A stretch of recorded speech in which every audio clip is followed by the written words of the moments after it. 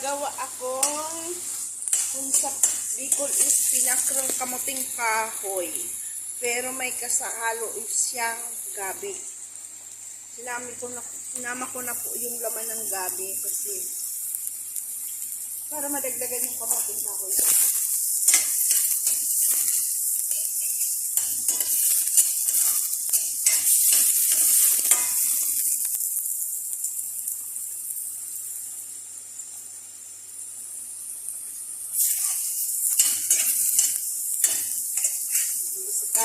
Nagigisa ko ng hipon. Isayin ko yung hipon.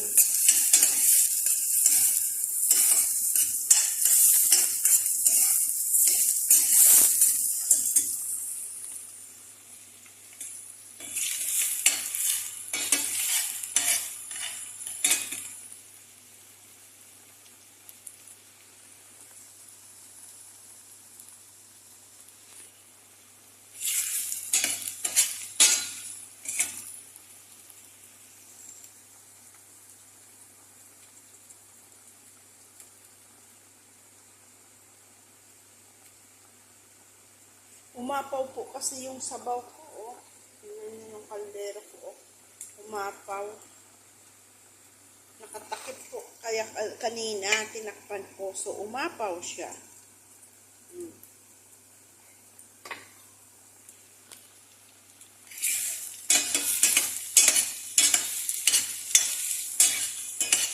Dahil sa umapaw yung sabaw natin, kamuting kahoy, inalis natin yung api.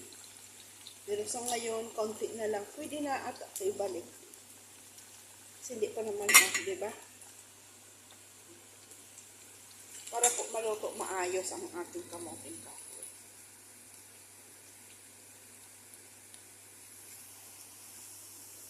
Sila na tayong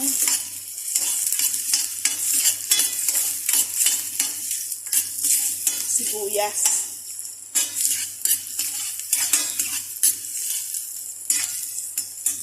Yan na po yung ating kanin.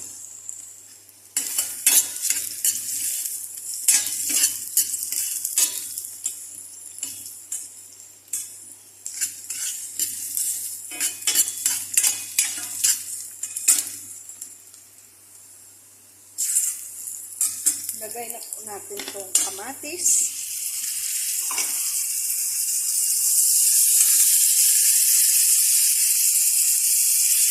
Hipon.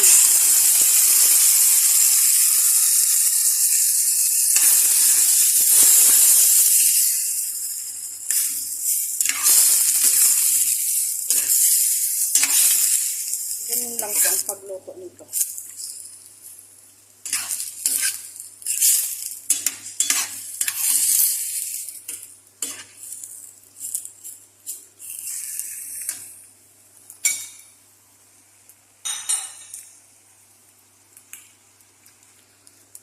Lagyan na po natin ng asin.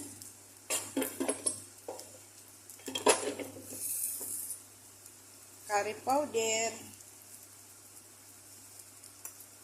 Bitsin. Natural spice.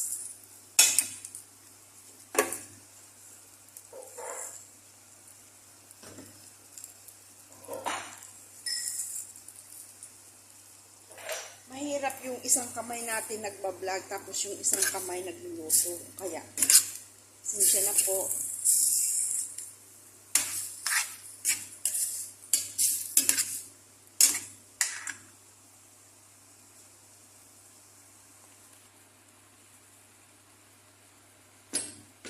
Siyempre po, hindi maaalis ang turmeric. Turmeric. Ganun po dito eh.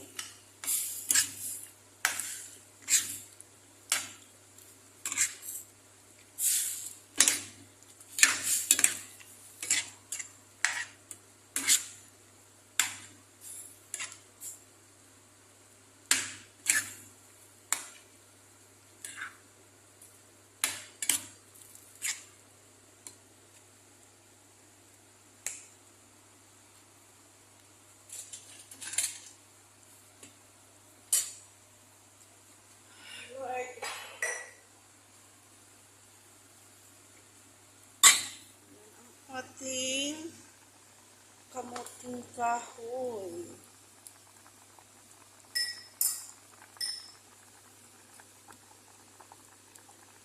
Papatuyuin lang po natin yung sabaw.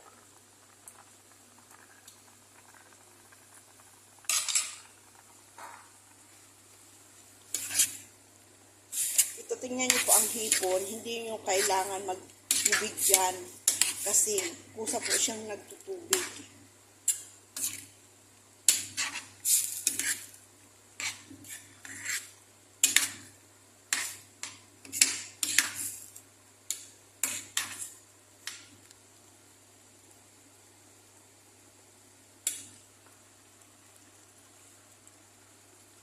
Tabang siya.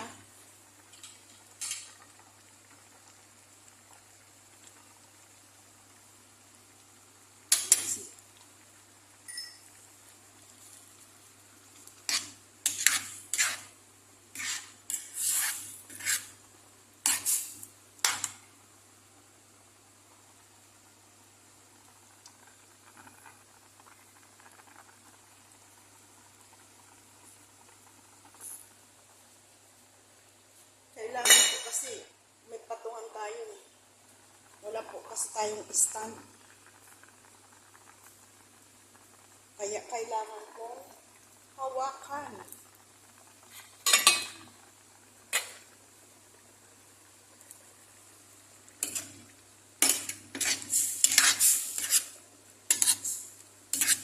Gagawa pa po akong chili paste.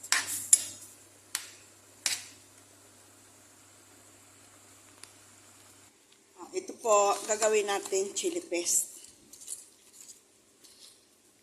Ugas na po ito, tapos hihiwa-hiwain ko. Yan. Ito naman po, chicken skinless longganisa. Ganyan lang po siya, o tapos i-roll. Plastic ring po yan. Yan. Ayan na po, nakagawa tayong 5. Kaya po yan, hindi ko na nililiit. Kasi sa amin lang naman po yan.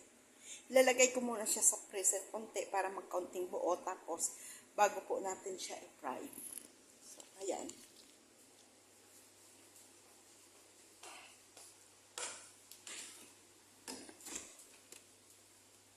O, dito na sa isang freezer kasi mas malamig to. Tingnan nyo, oh. Umuusok-usok. Para madali, ayan. Ilagay na muna natin dyan. Para anuhin natin ito. Pero, gawin muna natin. Haluin natin. Bisitahin natin muna. Ayan mo po. Tubig na. Parang tinubigan man siya lang, oh. Yan ang ating pinakre. Kung sa Bicol, pinakreng.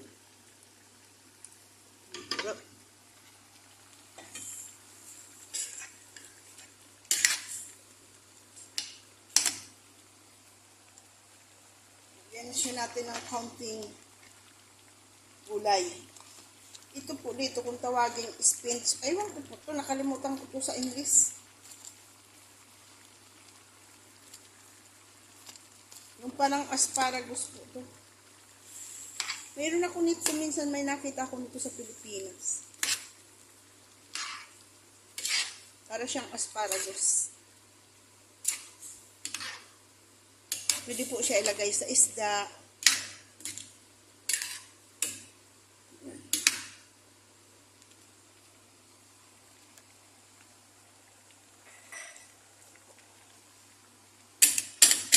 Papatuyuin natin ang sabaw niya.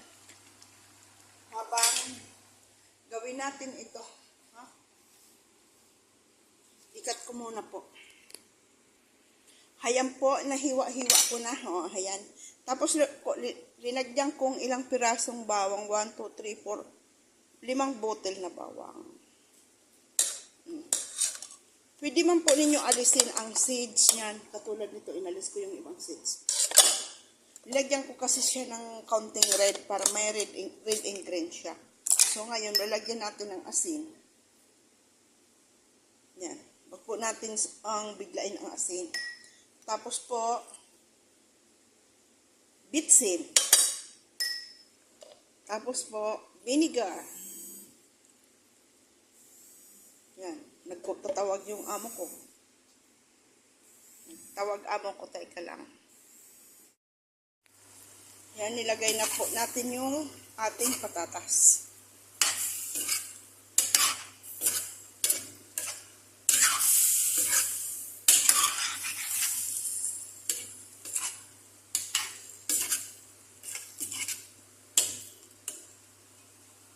Malapit na rin yung ating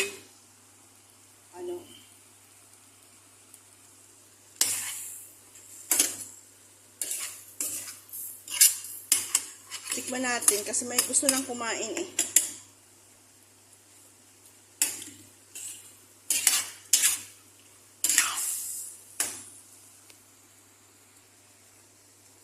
Malapit na ito.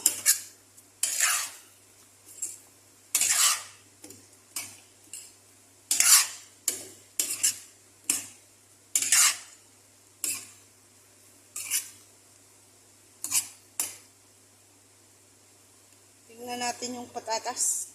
Okay na.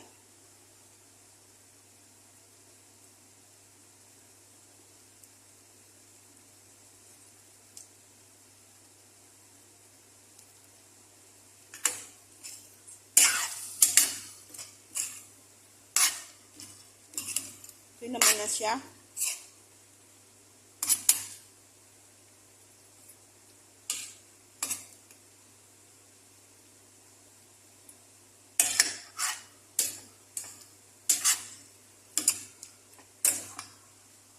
Pwede yung isang tabang.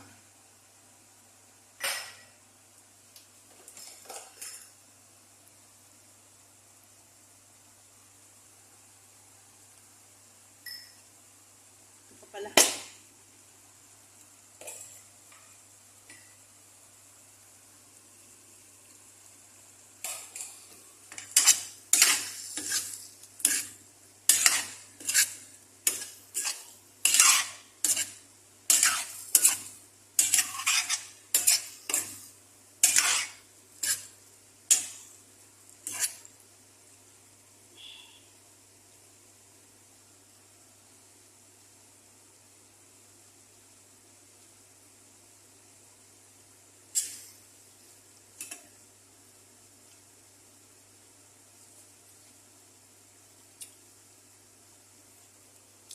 Approve na.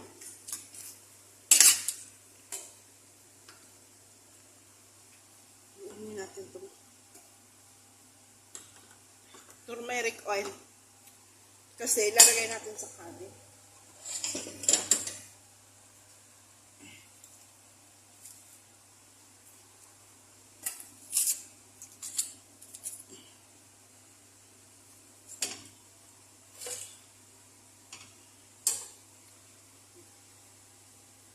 Ganito po dito. Kaya po ako, pagkaan minsan kukuha ako ng kanin ko. So ngayon po hindi ako magkakanin. Kasi, ang kakainin kong lunch, kamote kahoy. Kaya yan. Painitin lang natin at makaano yung oil sa ano, pwede na tayo magpakain.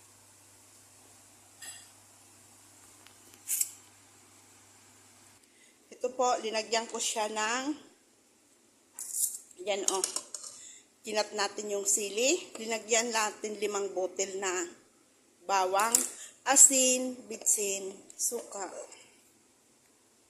Hindi ko na ano kung nalagyan ko na to kasing suka kasi nga nagtawag nga yung amo ko. Tapos lalagyan natin siya ng olive oil. Kung wala po kayong olive oil, lilipat ko po dito yung olive oil. Kung wala po kayong olive oil, kahit natural oil, pwede po. Tapos, ilalagay natin siya sa kaunting apoy. Lutuin natin sa maliit na apoy.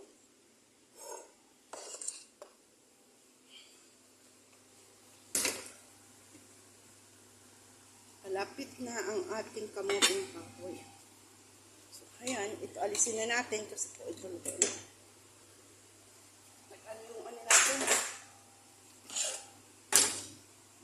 Aapoyin na po natin yan.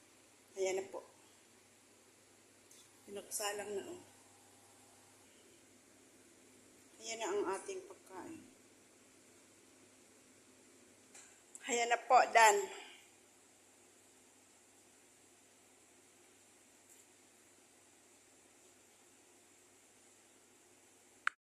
Marami po kayong sili sa inyo, gawin yung ganito para po hindi masira. Bawang, sibuyas,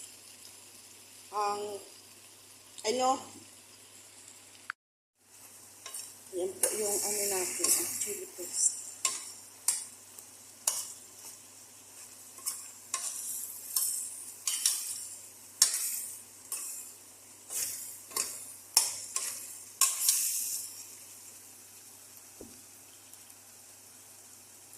Anghang. Lagyan kaya natin ulit konting asukal.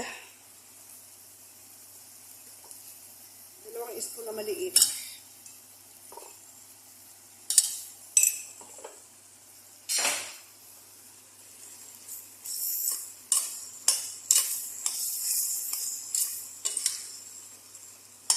Grabe anghang.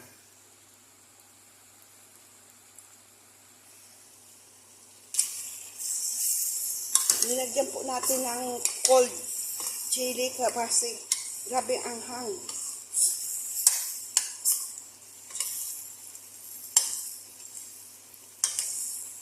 Dalawa na lang kasi kaya wala nang iba. Okay na yan. Nilagyan natin ng asukal.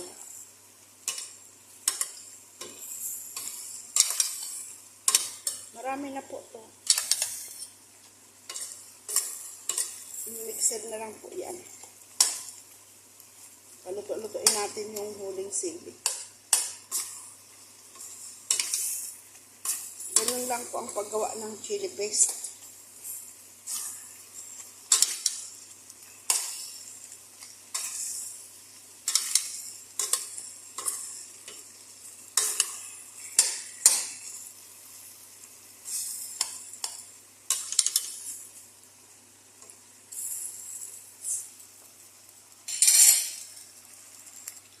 Ayan yung ating skinless longganisa.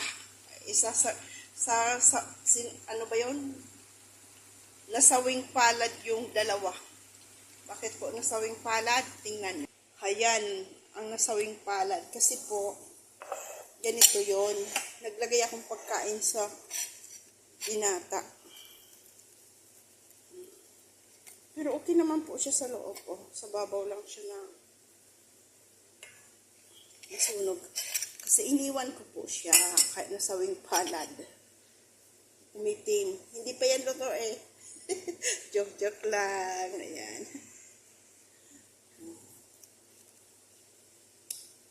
Sarap po.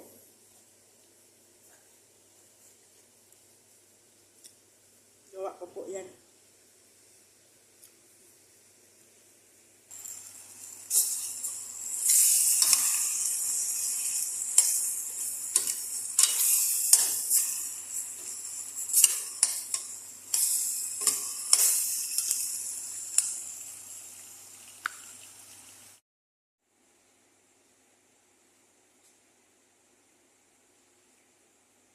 Pag marami po kayong sili, gawin niyo ganito. Bawang, asin, asukal, olives oil. Ang olives oil po optional. Kung wala po kayong olives oil, natural oil po. Suka. Pampalasa. Bitsin, konting bitsin. Kailangan po tapos ganito po natin siya. Hiwain po natin, alisin natin yung seeds niya. Kung ayaw naman po ninyo, okay lang naman. Ako po, inalis ko yung ibang seeds niya. Ayun, pag sobrang anghang po, lagyan po ninyo ng pepper bell. Kasi po ako, pag sobrang anghang, ang hinahalo ko po is pepper bell. Ayun po, pepper bell to. Dalawa.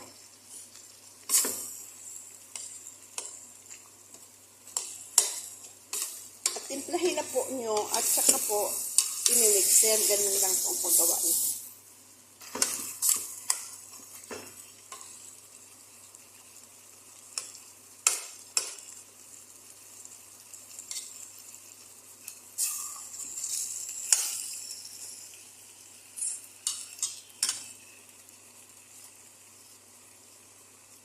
yung mga pakisili dyan, o, para hindi masira yung mga sili niyo, ganito rin po.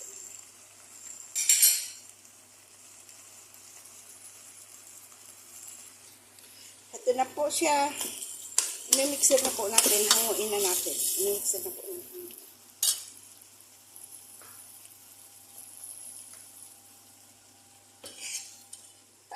Napapahatching ako sa, sa amoy na sili.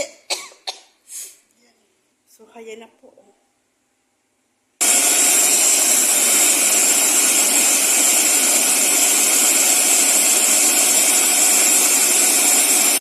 Ito na po.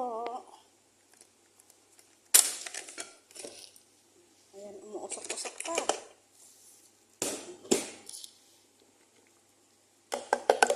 Isin natin ang ating blend. Ayan na po ang ating chili paste.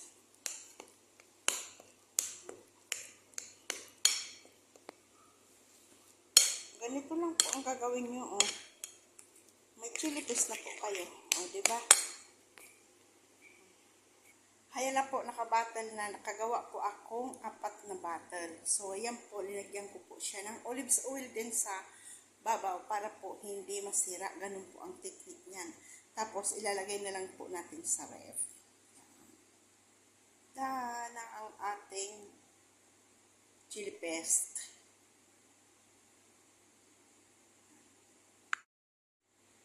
May homemade chili paste kung gusto po nyo mapanood sa YouTube ko.